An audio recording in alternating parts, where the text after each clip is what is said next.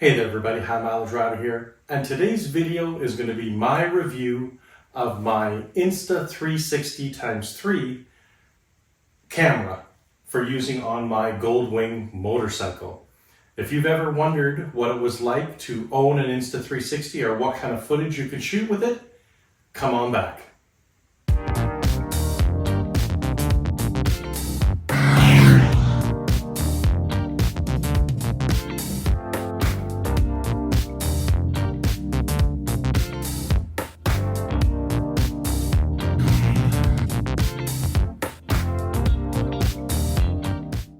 Welcome back everybody. I bought my Insta360x3 from Amazon.ca last winter because I was looking for another way to improve the footage of my videos. I didn't want the hassle. I'm not that computer literate or handy with controls to run a drone to get footage as some other YouTubers are. So I wanted something that would give me the best combination of video that I could with the least amount of tech necessary, I guess. Old dog, new tricks. So I settled on an Insta360 after looking at some videos of what it could do. So for this video, I'm going to be showing you the Insta360, showing you how to set it up on your bike, showing you what it looks like when you're recording. I'll include some footage that I've shot, and then you can decide in the comments if it's something that might be for you and your trips and collecting memories of your trips. So let's turn this camera around and I'll show you the equipment. Okay, so here's the box the Insta360 comes in, and you open this up, and inside the box you get instructions and such. You get Allen key, an extra tightener arm, I guess it's called, 2 suction cup mounts. The camera would go in here, or sorry, the clamp would go in here. This is the clamp that goes on the arm, so you could mount the camera in different positions on your bike. More accessories so that you could put this on a GoPro mount if you chose to. It comes with this Insta360 invisible selfie stick. The clamp also comes with a tightening arm, which is very handy for when you are tightening in location, because anyone knows these are hard to move with your fingers. An Insta360 camera with a cover for the lens. There we go. And a cover for the body. And that's what your Insta360 looks like. The front screen, the back. Now I bought separately off Amazon lens covers, so that if it was up, taking video above the windshield of your bike and a rock or something hit it, it would protect the lens. I also bought the air socks, which will decrease the amount of wind noise. You can choose to do that or not. So on the side of the Insta360 is the battery compartment. You just press these 2 buttons together and the battery pops out. And you can buy extra batteries, which I did, so you can always have them ready to go. I found that while you are recording video or have this in the standby mode, this battery seems to last probably about 3 hours. Inside the top compartment, you open this up. This is where you plug the device in to charge it. It's a USB-C. And we'll close that. And then on the other side is the power button, a button for going through the menus, and then where the SD card goes in. So let's put this on the bike and show you a couple of different mounting options.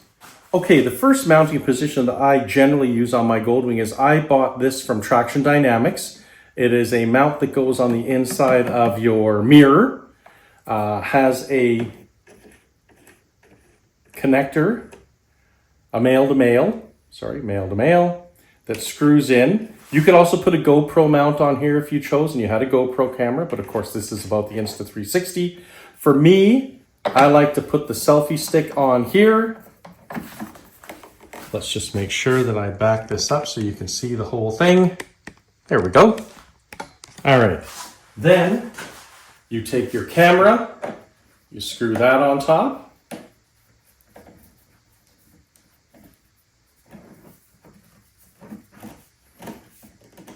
put it in the position that you want for which way you want to record, and then you are good to go.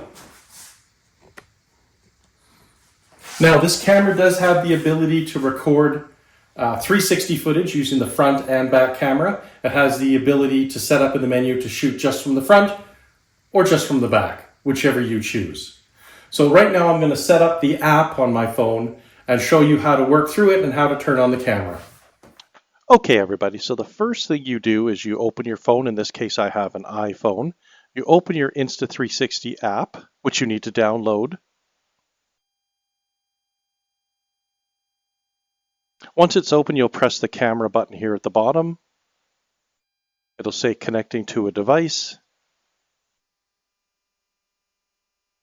Oh, haha. And turn on your camera by pressing this button. Hold it for about 3 seconds. Your Insta360 will turn on, and now it shows you the forward view. So let's turn this off and do it again now that I remember to turn the camera on. Searching for a device.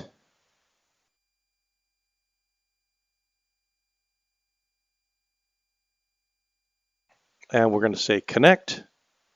And it'll show you the serial number. It is connecting. This does take about a minute. We want to join the network. This runs off Wi-Fi.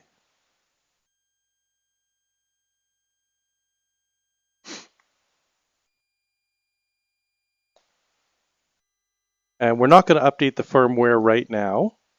Oops. Let's close that. Close that.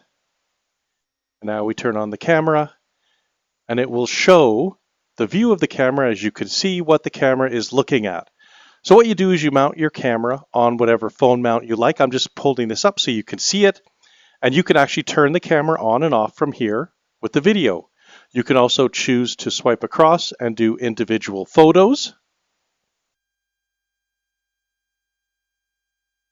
So there you go. You hear a click, click. It just did a photo. We'll turn it back and we're going to shoot a video. Start the video. Now, while it is recording, and it shows you a time on the bottom here of what is recording, shows you what you're recording based on what the camera is looking at, you'll notice that there is no information on the screen because it is all being sent to your phone. So then once you are done recording, however much you want to record, you will then stop it. It'll say on your camera, end recording, loading data. It says when the app is connected, the camera will turn off the screen. It also saves battery power. And then you're back to this screen again. And that's all there is to it for turning the video on and off. And you can leave it in this mode while you're navigating. You can come out of this screen, go to your Google Maps if you want to continue riding. And then if you see something you want to video, open up your Insta360 app. The second time it opens much faster. And then you can see exactly what you're shooting a video of while you are recording.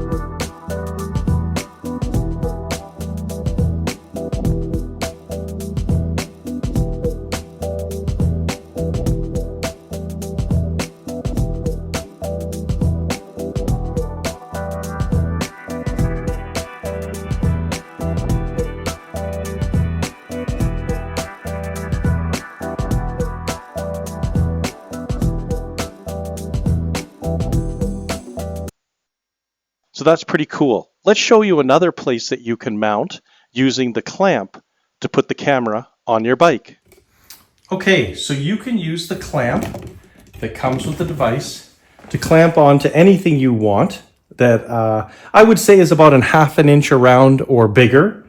The clamp jaw opens up quite wide, so you control the clamp jaw with this tightener here. On the back side is the tightener where you control the direction of the selfie stick, forward, back, side, and forward. And then we will just zoom out a bit.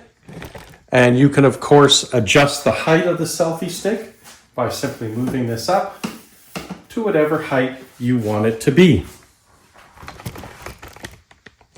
And this is what will give you the shot from the back, as if you have a picture of a drone coming up behind you. So you'll see behind you and forward, and then it can also pan around in order to pick up everything that is behind you. This mount works very securely. I have used this on my bike at 120, 140 kilometers an hour. Doesn't move an inch as long as you remember to tighten the arms using the little clamp that comes with it. The tightener arm, sorry, because it makes it much easier to tighten because your fingers are only so strong. So I've got a spot on the back of the bike and a spot on the front of the bike where I can position the Insta360 to give me sort of a drone-like footage and give me full surround view. So this Insta360 camera has been a great addition to the camera system I already have, which is my SENA 50C, which is mounted on the side of my helmet, to help record video on my trips and looking at different equipment that I purchase, installation videos and such. It works really, really well. I've been riding with it now for this whole season. So I've ridden about 32,000 kilometers with this either mounted on the front of my bike or the back of my bike. Had no problems through pouring rain, gusting wind, heat up to 51 degrees Celsius when we did the Beartooth Pass, which is 124 degrees Fahrenheit, I believe, and as low as 0 degrees Celsius, which would be 32 Fahrenheit. Works awesome, haven't had a problem with it. As I said, I bought extra batteries, which go here, and I keep them just charged in the front compartment of my Goldwing, so it's just simply stopping, switching the battery, and I'm back on the road.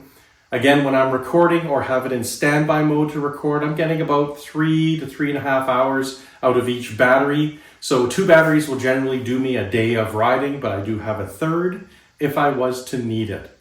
Now, one of the things that made me pick the Insta360 over other cameras that are out there, again, because I'm not very techy, is the simplicity of downloading the footage to your phone. The app, the Insta360 app, is so easy to use. You simply call up the video you have and say it's shooting forward going through a mountain pass. In the app, you pinch and move and you can change the footage and say, I only want to look at this side even though it recorded everything. I only want to look at this side. I only want front. I only want back, or I want to swoop all the way around the bike seeing everything. You do that all as you're editing. You save it and then you download it from the camera to your phone. Then once you get home, you're able to hook your phone up to your computer. You can download the footage there and you can upload it to whatever media source you choose, YouTube, Instagram, whatever it happens to be, directly from your phone to your camera or directly from your phone onto that media system, whether it's YouTube, Instagram, whatever you like. So simple that even I can do it. And if I can do it, anybody can do it. A wonderful system to use. A very reasonable price, I thought. I can't remember off the top of my head what I paid. It was around $350. I'll include the price in the video, and in the description I'll put a link to where I purchased it and how much it actually cost. Wonderful, wonderful, wonderful camera. I would purchase it again in a heartbeat, and much simpler for me to operate than a drone. I'm not having to worry about controls while I'm riding. I'm not taking my vision off of the road or my concentration in order to operate it. Simply look at my phone, press the button that says record, and it records everything, and then I choose what I want in editing. So let me know in the comment section if you have an Insta360 already, what you think of it, what you thought of changing from a standard camera like a SENA or a GoPro or whatever action camera you used to the Insta360, and if it was easy, hard, what you think of the footage you've been able to get, what you think of the dollar value for what you're getting and what you're paying for it. If you have enjoyed this video, please consider liking it, consider subscribing to the channel, it really does help. Hit that notification bell and YouTube will let you know when we have new videos coming out. And until the next video, make sure to keep your right hand cranked and the rubber side down.